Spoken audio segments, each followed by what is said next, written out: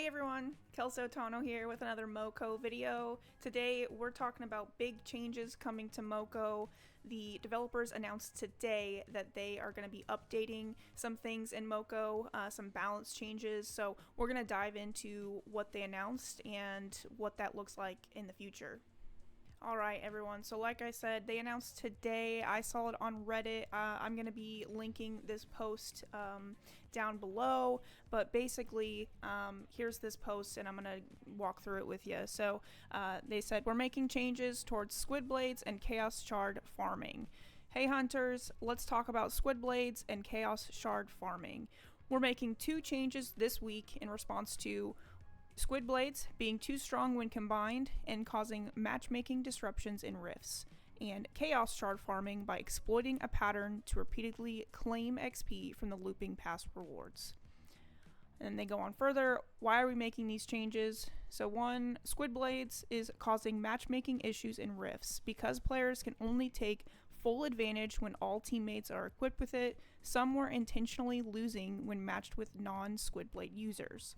And then two, Chaos Shard farming is giving players an advantage on the leaderboard over those playing the game as designed. So, first, before I go on a little further, so I do think that those two things specifically did need some type of tweaking.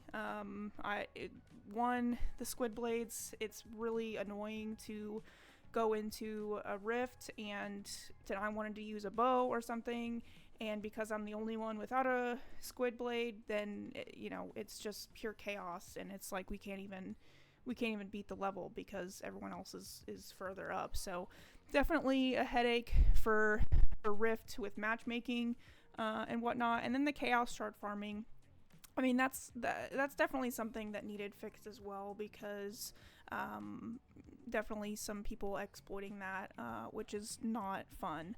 But let me dive into what they're going to do to change it. So how are we fixing this? So Squid Blades, we're reworking the weapon, more details coming later this week. For now, we can share its biggest change. Invisibility is being removed, as it's currently too easy to exploit. To balance things out, we'll buff other aspects of the weapon and make a few changes to keep its coolness.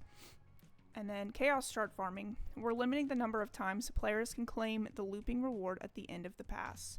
This change goes live with the upcoming Shard Hunt Pass. Don't worry, this won't affect most of you. More than 99% of players won't notice a difference. Only really engaged players, the reals, who collect all their XP every day might stop receiving looping rewards towards the very last days of the pass.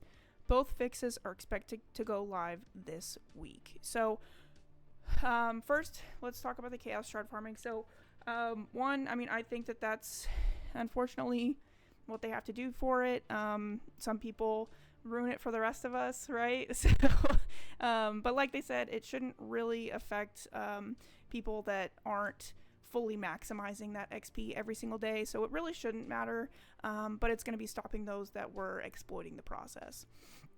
Now, Squid Blades. So that's really the one why I wanted to make this video. As I mentioned before, I do think that the rifts with Squid Blades needed some type of balancing. It needed something to be changed. However, I don't think that this is the right call.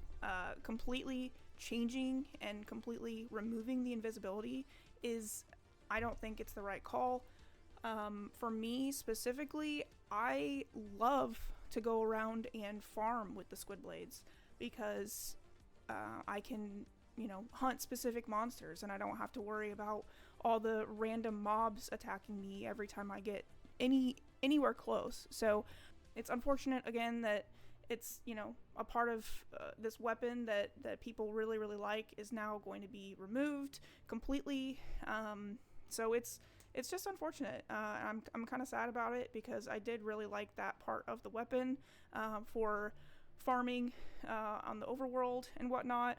Like I said, I did think something needed tweaked for rifts specifically, but honestly, I think it could have been fixed with some type of like matchmaking queue that kind of shows you the builds of other players or something, or or not make it instantaneous. Maybe make it to where to get the invisibility you need to do a certain amount of damage or something. I don't know, but completely removing it without trying something else is really, really unfortunate. So that's my biggest takeaway out of this, is that I feel like they're taking out a really, really cool aspect of this weapon to fix an exploit in Rifts, when I feel like there could have been another workaround. So I'll hold my breath until we find out some more information about what the other changes to the weapon are going to be, because maybe some other part of it is going to be really awesome and we won't even care about the invisibility. We don't really know until this patch goes live. So I just wanted to make this quick video, just kind of sharing my thoughts, because when I saw this earlier today on Reddit, I was like really surprised that was the route that they were going. And a lot of the comments, actually we can scroll down here, a lot of the comments are basically saying similar things to what I just said. Roll queue, using squid blades in worlds, don't remove the invisibility. Like, the common sentiment is that the community likes the invisibility for other aspects of the game, and so for Rift specifically, maybe let's try to figure something else out. But yeah, so that's just kind of quickly my thoughts on the situation.